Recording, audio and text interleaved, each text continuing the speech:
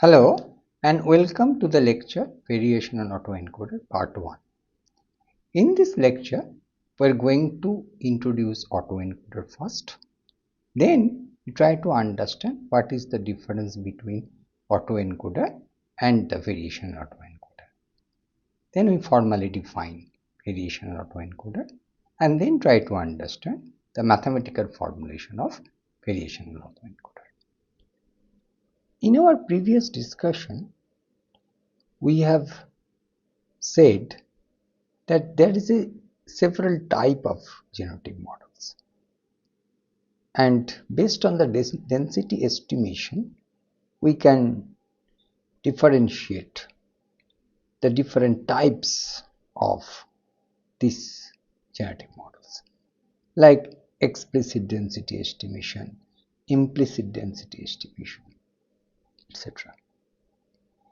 So last week we discussed generative adversarial network, which basically implicit density estimation by direct mapping. This week we start another kind of generative model that is called variational autoencoder. This is done by explicit density estimation. More specifically, we do approximate density estimation. Let's try to understand what is this variational autoencoder. But before we start variational autoencoder, first we understand what do we mean by autoencoder. You can recall that this concept was very briefly introduced at the time of learning algorithm of deeper architecture, that this autoencoder basically reconstruct the inputs. By definition, an autoencoder is an unsupervised artificial neural network. Why unsupervised? I'm coming later. That learns to compress input data to a lower dimensional space, and this space generally called latent space. And this space is basically an efficient representation of the data. Just for example, we can understand if input is an image, this representation may be a compressed image, or a very compressed version of the image. And this part, this compression and from input to this latent space mapping is called encoding. Then there is another part called decoding, which take this latent space information and try to reconstruct the original input as closely as possible. So in autoencoder there is three major thing. One is encoder, which from an input it basically map to a latent representation or a representation in latent space, sometimes called bottleneck, and a decoder which take this latent representation and try to reconstruct the input as closely as possible. So there is a different use of autoencoder, primarily used for dimensional reduction as well as encoding is done, denoising, anomaly detection, etc.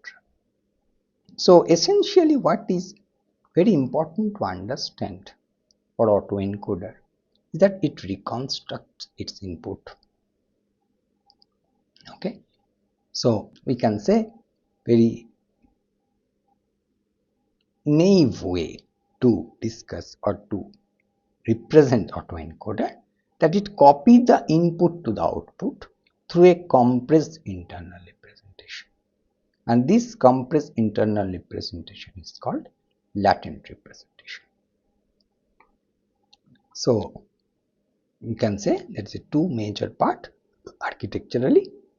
One encoder that compress input into a smaller representation called latent space, and decoder reconstruct the original input from this compressed representation. So that is as a whole the autoencoder. Now here we have a very basic diagram of this autoencoder. Now here you can see there is an input, there is an image, and there is a encoder, just namely a Q5. That is Q. This is kind of, you can say, a kind of a neural net, and parameter is very phi. This is encoder. This is our latent space. So latent space is very small. That is very hypothetical, may not be that much small. So then from this latent space, this p theta is the decoder that try to reconstruct the input. And you can see definitely there is some reconstruction error, that x and x hat may not be the same. So there is some loss, and accordingly this encoder decoder is being trained. So this is an unsupervised. Why it is unsupervised? Now you see that these inputs there is no labeling or no annotation is done. Just it reconstruct the input.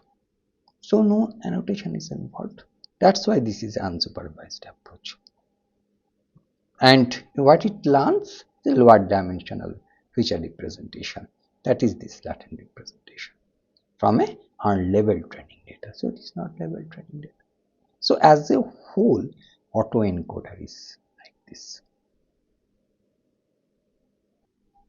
Now, given the architecture of autoencoder, as we discussed, that there is an input and there is an encoder. Encoder maps then input to a lower dimensional latent space, and there is a decoder.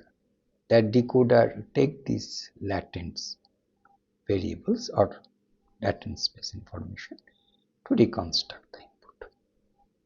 And the question comes, why this dimension reduction is useful?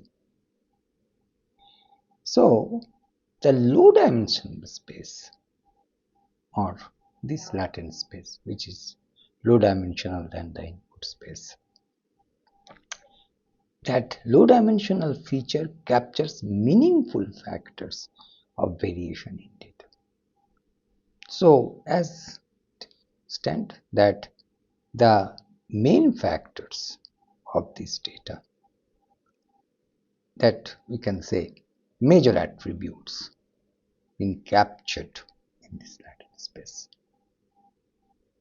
Sometimes it can be used in a denoising. Okay. Now this unsupervised approach of learning lower dimensional feature representation, that we can say that there is no annotation is involved. So this is approach to learn the input to the latent representation by the encoder, and this is a unsupervised. And from this unlabeled data, Z is usually smaller than X. So Z dimensional of Z, unity of Z is smaller than X. So it's a dimensional reduction. So that is one of the major application of autoencoding. So another major thing what we have said earlier also, an autoencoder learns to reconstruct its input, and that is why it is very useful in different aspects of computer vision, natural language processing, and so on. Okay. Now we try to understand the role of autoencoder from a generative point of view, or as a generative model. Can we say autoencoder is a generative model? Now, because it generates something, Rather, we can say it reconstructs something. Let's try to understand from a bit deeper viewpoint. Now, from the generative modeling viewpoint, we see that autoencoders can reconstruct data, can learn features to initialize a supervised model. Now, the question is, it cannot generate the new data. It only reconstructs the input data. Now, as you recall, in our generative modeling, what is the generative modeling major issue? That there should be a generator that generate a set of samples, and distribution of that generated samples should be close to a given distribution, that this distribution is given by means of a set of samples, given samples or true data samples. So they are not reconstruct the input. In very simple way to say, generative model generate the samples which is not present in the true samples given. So from that point of view, we cannot say autoencoder as a generative model. Okay, because the feature what it captures as a latent representation, there is a variation in the training data, but it cannot generate a new image because we don't know the space of C. Now, this is the limitation of autoencoder as a generative model. Now, our question or our thinking is in this way: how do we make autoencoder a generative model? That we are going to understand this next few slides. With this background, we are going to introduce the concept of variational autoencoder. So, variational autoencoders, in abbreviation it is VAEs, are probabilistic generative AI models that encode input data into continuous structured latent space to generate new similar data samples. That thing is just a definition. We try to understand it in this lecture. That how the latent space is going to change from the autoencoder to the variational autoencoder.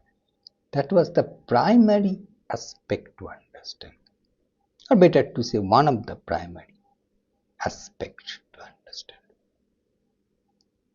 So unlike standard autoencoders, these variational autoencoders use encoder-decoder architecture with variational inference to model data distribution. That also a very important thing to understand, that what we mean by variational inference and how it been used to model these data distributions.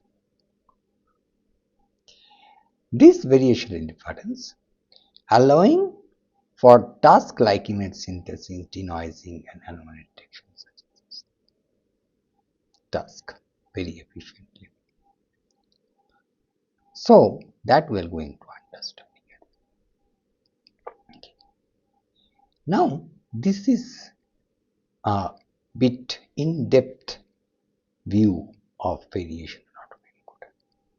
We go point by point so that we can understand the thing. Now here, that what we have said for our autoencoder? Autoencoder is trained to regularize the latent space so that it can be used as generative model. So actually autoencoder is not a generative model, but how it is being extended. That extended means that how it been modified. How we try to regularize the latent space. This latent space that we are going to regularize this, so that it can be used as generative model. That is the one of the major aspect. So how it is being achieved? It is achieved by encoding the input. This encoding. Previously it was just encoder. Now we use a probabilistic encoder. Okay, and what it is basically doing? It encoding the input at a distribution over the latent space. Initially that was the values in the latent space. Now what this probabilistic encoder do?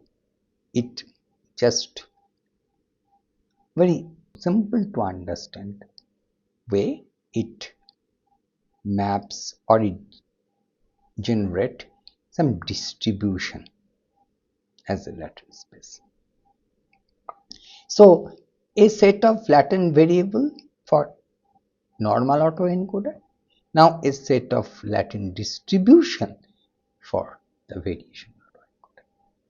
So it is a distribution rather than a single value. And from this distribution of the latent space, a point is being sampled to be decoded as the reconstruction. So what we decoder is doing? Now this decoder is also a probabilistic decoder. And what this probabilistic decoder is basically doing? It samples from this distribution. Now what do you mean by a distribution? Distribution means a set of data points, and this decoder is basically trying to sample some of the data points from that to make a particular. So now what happened? Now this latent space becoming a kind of set of distribution from where we can sample. This distribution is it is P of x that we are going to sample. So if we say mathematically, the goal of variational autoencoder is to find a distribution q phi z given x. This is a condition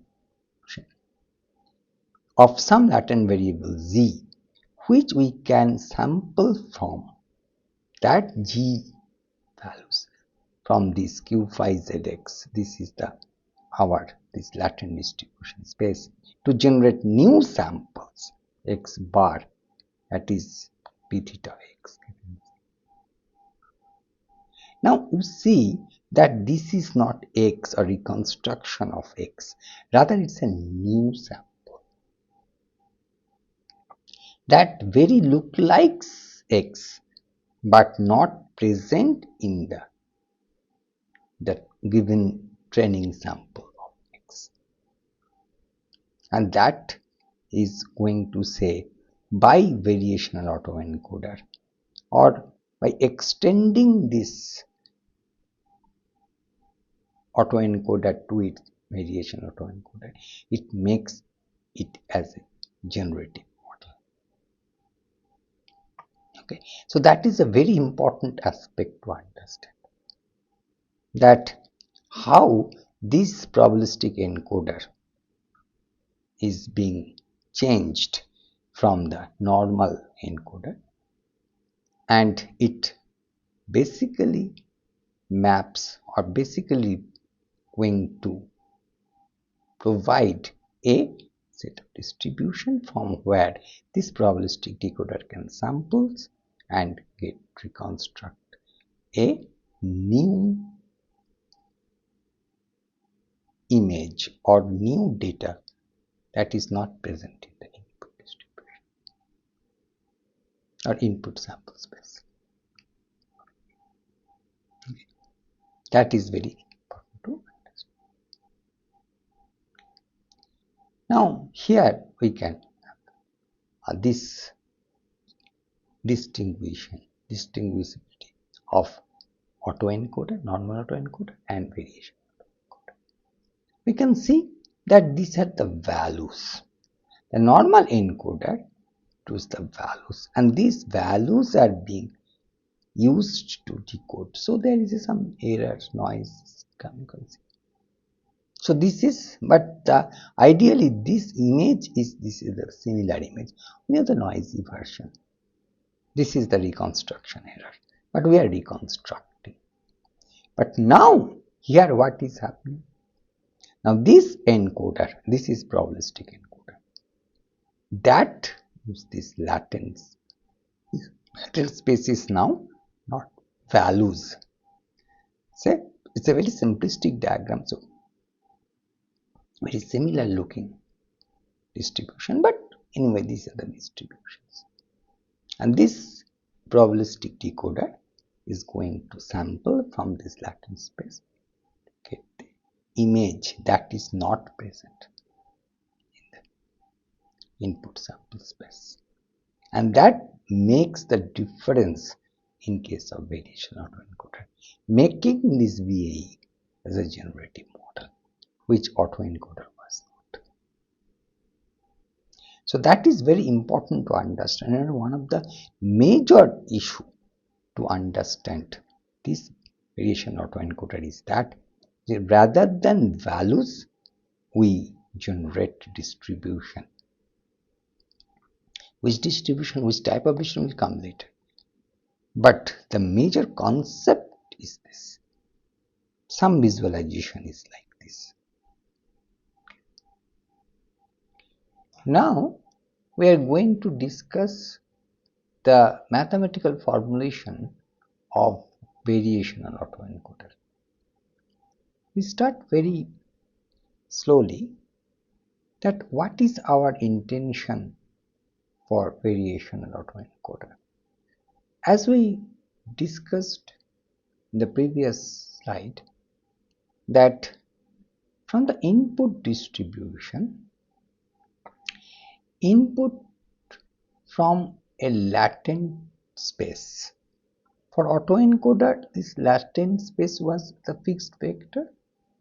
So instead of mapping to input into a fixed vector, here in variation autoencoder, we want to map it into a distribution. Okay, and this distribution, let us label this distribution as p theta. Okay, that parameter theta is a parameter. Now the relationship between this data input x, okay, and this z, this between x and the latent encoding rate can be fully defined by this statistical things, that the prior p theta of z, that is called the prior sample, this prior is the prior distribution p theta z, then likelihood p theta of x given z, and there is a posterior p theta of z given x. That all this, why this we are basically saying, can understand in later slide. This we are going to use. Okay. Now here you can see this is the latent distribution. So what we basically going to do in our when we reconstructing, or we can better to say we are sampling from the latent distribution. So first we sample a zi, some from a prior distribution p theta, because this p theta is basically what our latent space, this latent distribution. So y star I'll come in. Now here we find assuming that we know the real parameter, that theta star, for this distribution. This is just the real parameters. That is just assumption. See, in order to generate a samples that look like a real data sample xi, we do the following step. We'll take the next slide.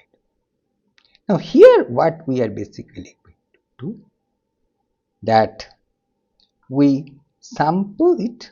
So it's basically we do some kind of, then value xi is generated. We are sampling zi from this, and we are generating xi from a conditional distribution p of theta, that x given z is equal to z. Basically this is a likelihood when equal to zi, this line. So from this sample we are going to generate this. So this decoder, this probabilistic decoder is basically this. Okay, so let's see what are the steps.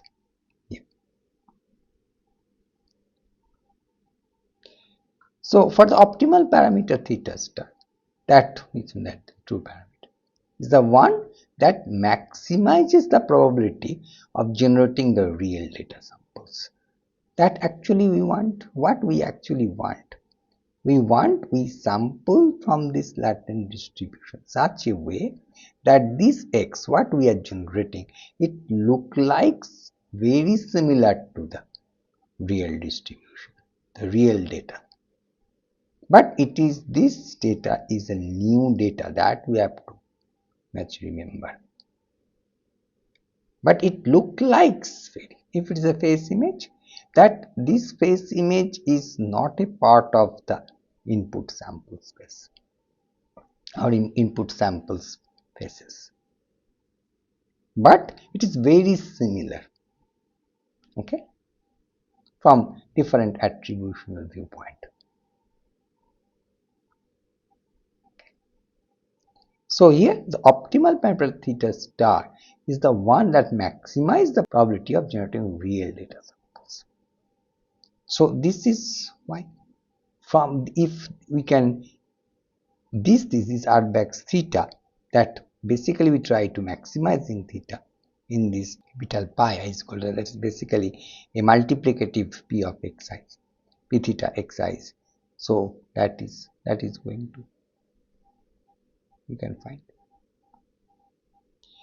Generally we use the log probabilities. So if we use log probabilities, then this pi becomes this summation term because of log.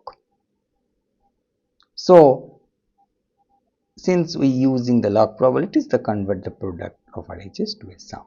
So theta star, as we said, is argmax theta. This summation I is equal to 1 to n log of p theta x of I. So what essentially we have to understand, that what actually we are doing, we are maximizing this likelihood or this kind of this p theta x z, this p theta of xi, such that we can find a more realistic, or we can generate more realistic samples, but it's a new samples. So we want to estimate the true parameter theta star of this generative model given a training data x. So this process is generating, but this is, you can understand, this is actually the decoder part from this latent distribution to its samples, or it generates this xi.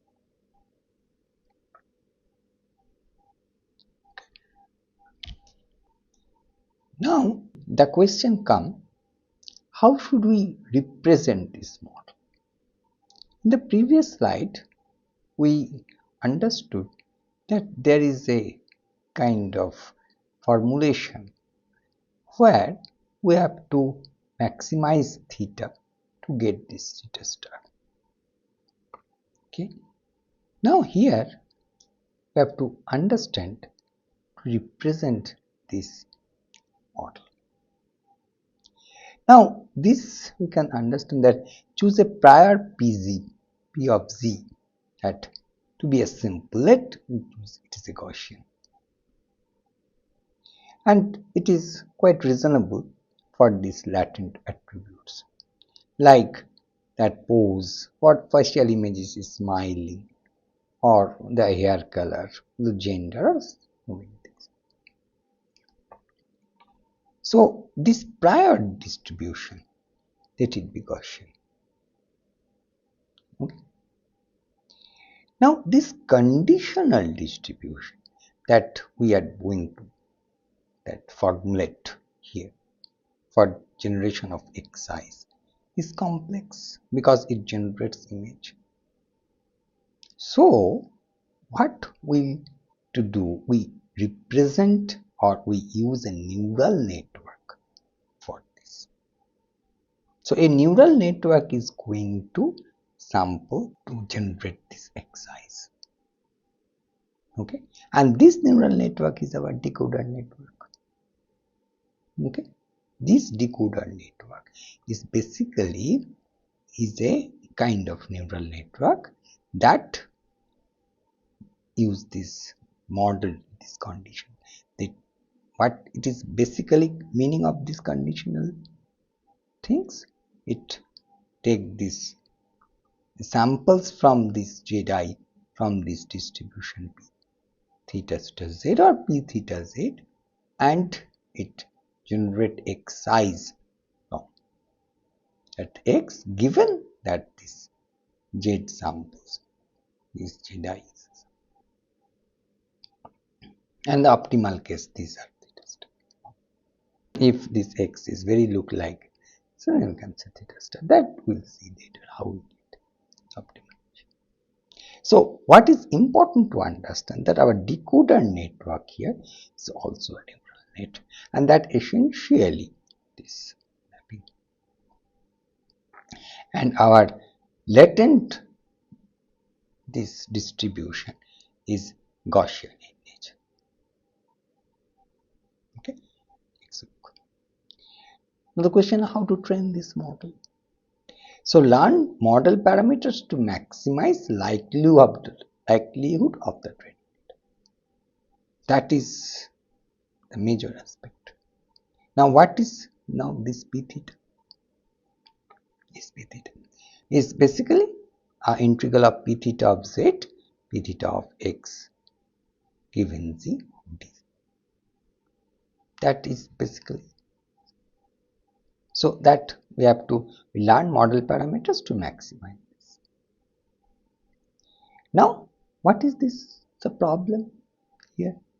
Now P theta is Gaussian because we say the P theta z is a Gaussian in nature. So that is not a big issue.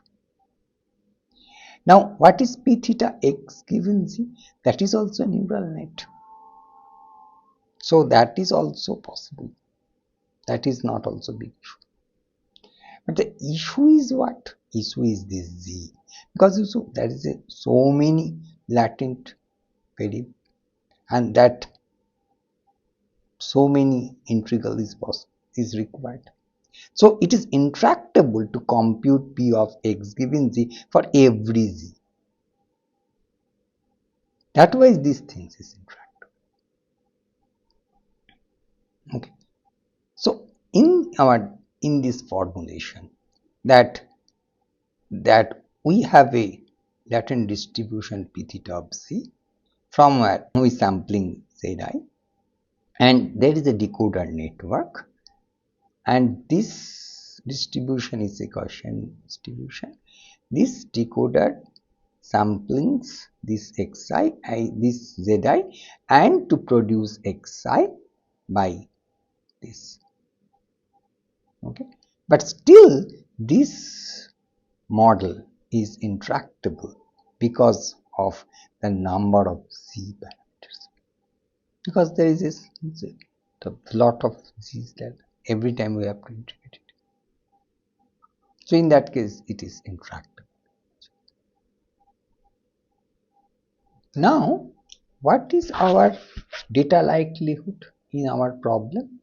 In this previous, we can see that we learn model parameter to maximize this likelihood, this training data. So p theta of indicating p theta z, p theta x given z dz. So this is the data likelihood.